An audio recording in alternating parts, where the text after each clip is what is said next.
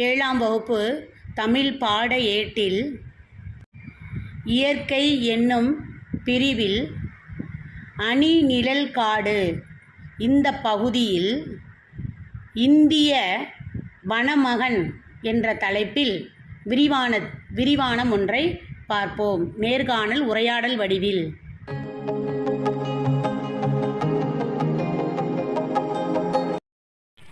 மனித முயற்சியின்றி உருவாகிய வானளாவிய மரங்களும் அடர்ந்த செடி கொடிகளும் நிறைந்த இடமே காடாகும். மனிதர்கள் யாரும் விதை உண்டாமல் மரம் வளர்ந்து ஒரு பெரிய நிலப்பகுதியில் வெறும் மரங்கள், அதில் வன விலங்குகள், பூச்சிகள், பறவைகள் அனைத்தும் வாழக்கூடிய இடம்தான் இந்த காடு. ஆனால் பிரம்மபுத்திரா ஆற்றின் நடுவில் உள்ள மணல் தீவில் அமைந்த இந்த காடு சற்று வேறுபட்டது. தீவுனா என்ன? 4 பக்கமும் கடலால் சூழப்பட்ட ஒரு பகுதி. இந்த மணல் தீவுகளில் மூங்கில் மட்டுமே வளர வாய்ப்புண்டு. ஆனால் பல்வகை மரங்கள் நிறைந்த இந்த காட்டை ஒரு தனி மனிதர் உருவாக்கியிருக்காரு. அவரை தான் நம்ம சந்திக்க போகிறோம். வனமகன், இந்திய வனமகன் என்ற பாடத்தின் வாயிலாக நாம் சந்திக்க போகிறோம். ஒரு அடர்ந்த காடு இருந்துச்சு. அந்த காட்டோட நடுவில் மூங்கிலான ஒரு வீடு இருந்துச்சு. அந்த வீட்டுக்குள்ளே சில பேர் தூங்கிக்கிட்டு இருந்தாங்க. அப்போது திடீர்னு யானை பிளிர்ற ஓசை கேட்குது. யானை பிளிர்ற ஓசை கேட்டுச்சு. வீட்டுக்குள்ளே தூங்கிக்கிட்டு இருந்த குடும்ப தலைவர் அதை உணர்ந்து வெளியில் வந்து என்ன நடக்குது என்னன்னு எட்டி பார்க்குறாரு. நள்ளிரவு நேரமாக இருந்ததுனால ஒன்றும் சரியாக தெரியல அவருக்கு. ஆனாலும் அவர் புரிஞ்சுக்கிட்டார், தன் நுண்ணறிவால் புரிஞ்சுக்கிட்டார்.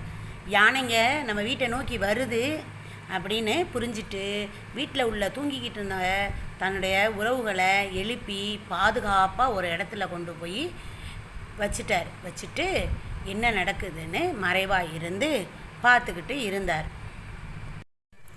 அங்கே வந்த அந்த யானை கூட்டம் அந்த வீட்டை அடித்து உடைக்குது. தூரத்தில் இருந்து இந்த காட்சியை பார்த்த அந்த குடும்ப தலைவர் மகிழ்ச்சியில் ஆனந்த கண்ணீர் வடிக்கிறாராம். யானைகள் தனது வீட்டை அடித்து நொறுக்குவதை கண்ட ஒருவரால் மகிழ்ச்சி அடைய முடியுமா? ஆமாம், அவர் மகிழ்ச்சி அடைந்தார். அவர்தான் அஸ்ஸாம் மாநிலத்தில் ஜோர்ஹாட் மாவட்டத்தை சேர்ந்த ஜாதவ் பயங் தாங்க அந்த மனிதர். இவர் பிரம்மபுத்திரா ஆற்றோட நடுவில் உள்ள மிகப்பெரிய தீவில் 30 ஆண்டுகள் தனது கடின உழைப்பால் ஒரு காட்டையே உருவாக்கியிருக்காரு. அந்த காட்டிலேயே தமது வாழ்வையும் கழித்து கொண்டிருக்கிறாரு. யானைகளோட வருகையை தனது உழைப்பிற்கு கிடைத்த பரிசாக கருதுகிறாரு. இந்தியாவின் வனமகன் என்று அன்பாக அனைவராலும் அழைக்கப்படும் அவரோட தான் நாம் இப்போ உரையாட போகிறோம்.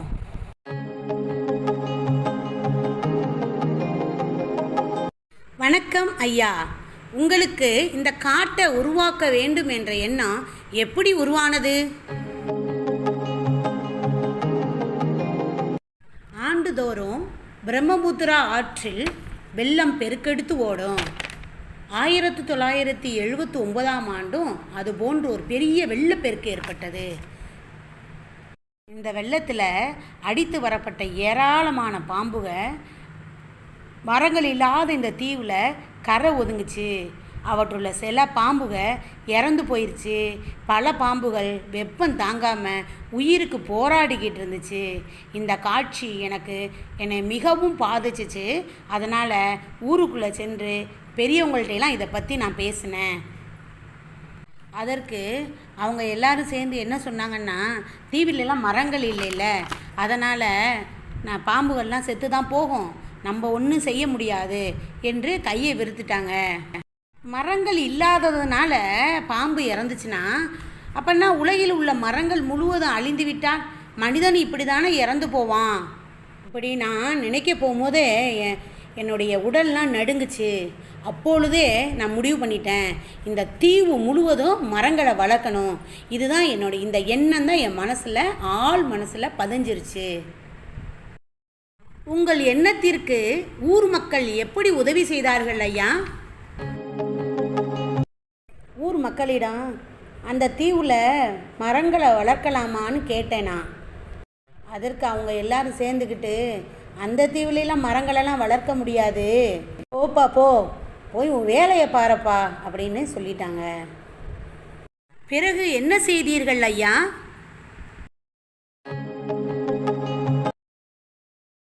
என் கையில் கிடைச்ச விதையெல்லாம் எடுத்துக்கிட்டு இந்த தீவுக்கு வந்தேன். அவற்றை விதைத்து நாள்தோறும் தண்ணி ஊற்றி வந்தேன். ஆயினும் ஒரு விதை கூட முளைக்கலை. பிறகு வனத்துறையினரை அணுகி என்ன செய்யலாம் என்று கேட்டபோது அவர்கள், இந்த தீவில் மூங்கில் மரம் மட்டும்தான் வளரும் அப்படின்னு சொல்லிட்டாங்க. எனக்கு உடனே உற்சாகம் பிறந்து விட்டது. மூங்கில்களை கொண்டு வந்து இங்கே நட்டு வளர்க்க தொடங்கினேன். அவை விரிந்து வளரத் தொடங்கியது. இனிமே இந்த தீவில் மரம் வளர்ப்பது ஒன்று தான் என்னுடைய வேலைன்னு அப்போதே நான் முடிவு செஞ்சேன். மூங்கில்கள் மட்டுமே நட்டதாக கூறுகிறீர்கள், ஆனால் இந்த காடு முழுவதும் பல்வேறு மரங்கள் வளர்ந்துள்ளனவே, எப்படி ஐயா? எங்கள் பகுதியில் அரசு சமூக காடுகள் வளர்ப்பு திட்டம் ஒன்றை செயல்படுத்தியது. அதில் என்னை நான் இணைத்து கொண்டேன். அவர்களுடன் இணைந்து இத்தீவு முழுவதும் பல்வேறு மரங்களை நடத் தொடங்கினேன். அந்த திட்டம் 3 ஆண்டுகளில் முடிந்துவிட்டது. நான் மட்டும் இங்கேயே தங்கியிருந்து அனைத்து மரக்கன்றுகளையும் பாதுகாத்து வந்தேன்.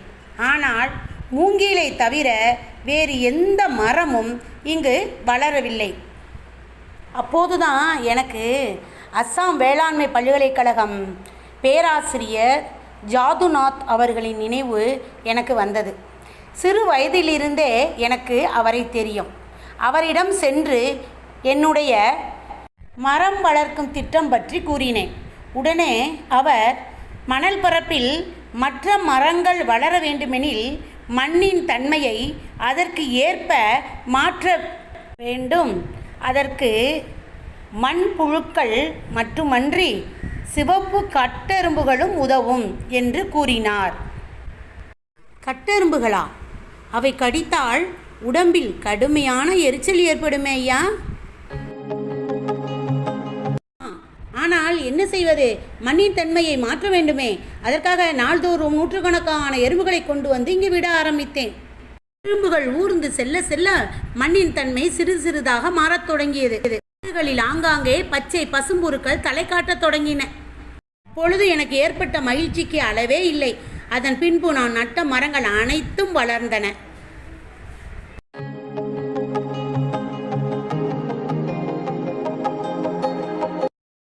இவ்வளவு மரங்களை வளர்ப்பதற்கு விதைகளும் உரமும் உங்களுக்கு எப்படி கிடைத்தன ஐயா? கால்நடைகள் வளர்ப்பதுதான் என்னுடைய வேலை. கால்நடைகளின் சாணத்தை ஒரு துளி கூட வீணாக்காமல் இயற்கை உரம் தயாரிக்க தொடங்கினேன். அவற்றை சேமித்து வைத்து இயற்கை உரம் தயாரிக்க தொடங்கினேன். ஒரு பழம் சாப்பிட்டால் கூட அதன் கொட்டையை வீசி எறியாமல் விதையாக சேர்த்து வைப்பேன். பிறகு மழைக்காலம் தொடங்குவதற்கு முன் விதைகளை எடுத்து இத்தீவில் தூவத் தொடங்கிவிடுவேன். இப்படி ஒவ்வொரு ஆண்டும் நான் தூவிய விதைகள்தான் இப்போது நீங்கள் பார்த்து கொண்டிருக்கும் இந்த காடு. மழை இல்லாத காலங்களில் செடிக்கு எப்படி தண்ணீர் ஊற்றினீர்கள் ஐயா? ஆற்றின் கரையோரம் இருந்த செடிகளுக்கு தண்ணீர் ஊற்றுவதில் எனக்கு எந்த சிக்கலும் ஏற்படவில்லை.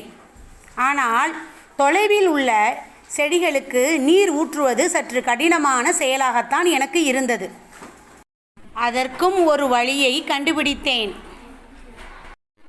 ஒரு செடியை சுற்றி மூங்கில் குச்சிகளை நட்டு வைத்து அதில் ஒரு பானையை பொருத்தினேன். அந்த பானையில் ஒரு சிறு துளையை இட்டு நீர் சொட்டு சொட்டாக வடிவதற்கான ஏற்பாடுகளை செய்தேன். பிறகு அதில் நீர் நிரப்பினால் ஒரு வாரத்திற்கு சிக்கல் இருக்காது. இப்படித்தான் மற்ற செடிகளை வளர்த்து வந்தேன். சரி, உங்கள் வீட்டிற்கு யானை வந்த கதையை கூறுங்களேன் ஐயா.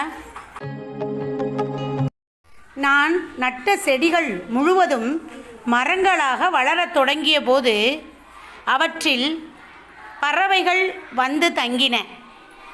பறவைகளின் எச்சத்தால் பரவிய விதைகள் இந்த காடு வளர மேலும் துணை புரிந்தன. பிறகு முயல், மான், காட்டு விலங்குகள் என விலங்குகள் பலவும் வரத் தொடங்கின. அப்படித்தான் ஒரு நாள் யானை கூட்டம் ஒன்று வந்தது. யானைகள் தங்கியிருக்கும் காடுதான் வளமான காடு என்று பெரியோர்கள் சொல்ல கேள்விப்பட்டிருக்கிறேன்.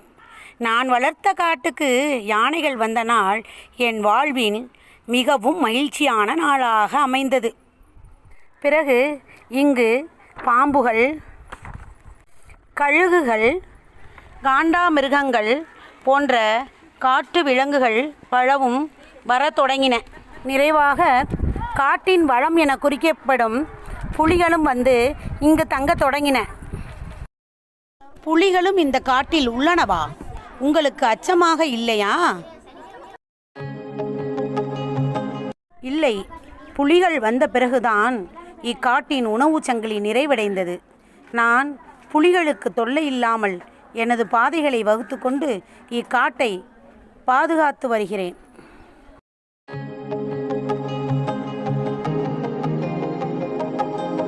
இது மிகவும் கடினமான பணி. மற்றவர்களுக்கு எப்படி தெரிந்தது?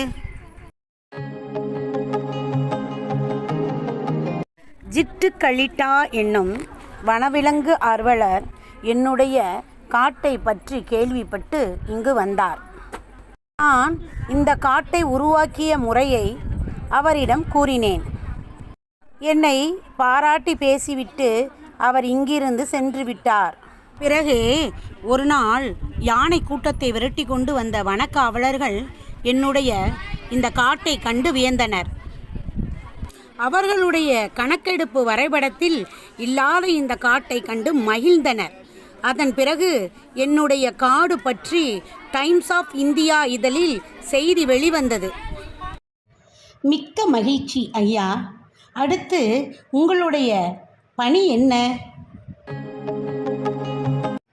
இந்த தீவின் மற்றொரு பகுதியில் இன்னொரு காட்டை உருவாக்கத் தொடங்கியிருக்கின்றேன். எப்படியும் அதற்கு 30 ஆண்டுகள் ஆகலாம். ஆனால் அதற்கு உதவ என்னுடைய மனைவியும் குழந்தைகளும் உள்ளனர். அதனால் அங்கு உறுதியாக ஒரு காட்டை உருவாக்குவேன். உங்களுடைய இந்த திட்டத்தை கேட்கும் பொழுது உங்களை மிகவும் பாராட்டத் தோன்றுகிறது ஐயா. நீங்கள் என்னை பாராட்ட வேண்டுமெனில் ஆளுக்கு 2 மரக்கன்றுகளை நட்டு வளருங்கள். அதுவே எனக்கு போதும். உறுதியாக ஐயா. உங்களோடு பேசிய பிறகு நானும் கட்டாயம் மரக்கன்றுகளை நட்டு வளர்க்கத் தொடங்குவேன். உங்கள் பணி மேலும் தொடரட்டும். இன்னும் சிறப்படைய வாழ்த்துகிறேன். நான் சென்று வருகிறேன் ஐயா. நன்றி.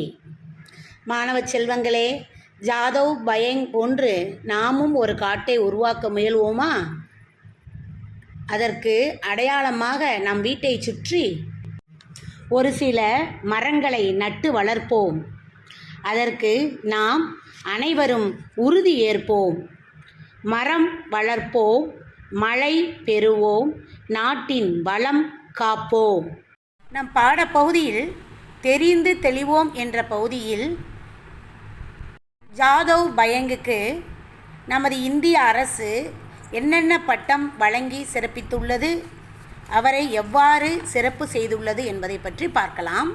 2012ஆம் ஆண்டு ஜவஹர்லால் நேரு பல்கலைக்கழகம் ஜாதவுக்கு இந்திய வனமகன் ஃபாரஸ்ட் மேன் ஆஃப் இந்தியா என்னும் பட்டத்தை வழங்கியுள்ளது.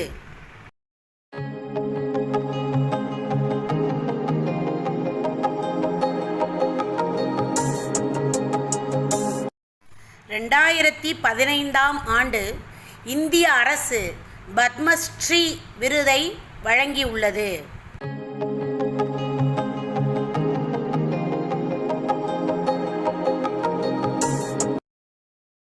கவுகாத்தி பல்கலைக்கழகம் மதிப்புறு முனைவர் பட்டம் வழங்கியுள்ளது.